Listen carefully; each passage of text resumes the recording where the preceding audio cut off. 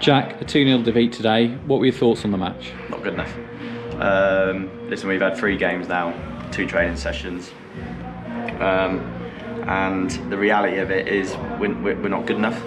I'm not going to make excuses anymore. I've made excuses the last 2 weeks. Siren, in my opinion, we're a good side and they're going to be there and thereabouts where we know are going to be in the playoffs. Today was an opportunity to pick points up, and we didn't. And for long periods of the game, we're not at the races. I've had honest conversations just then, and the fact is that there is a massive hangover with this group of players from the predecessor, and with me coming in, it's simply it's causing us a problem because you know, things take time to change, and there's a transition. But for that to be successful, people have to be about it, and there's many that are not about it. So it puts me in a really difficult position because I can't tolerate that, because this football club is way too big to be in the position that we're in.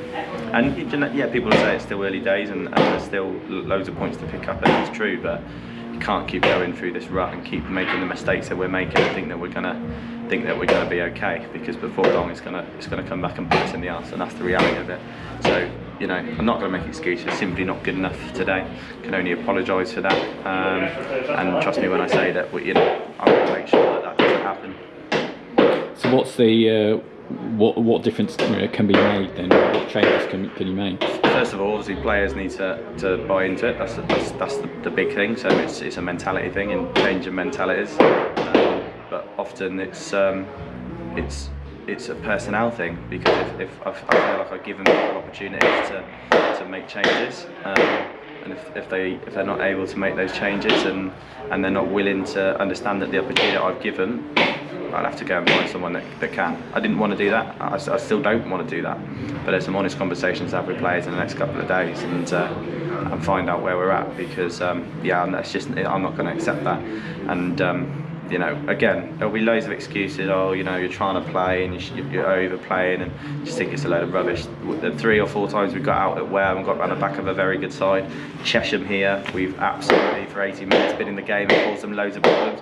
If you can do it against sides like that, you can do it against Siren, and you can do it against Waltham Abbey. It's excuses, and it's a mindset thing, and the only way to change that mindset is to tell players that this is the way it is now. You buy into it, don't buy into it, but going forward it's going to be the way that I want it to be.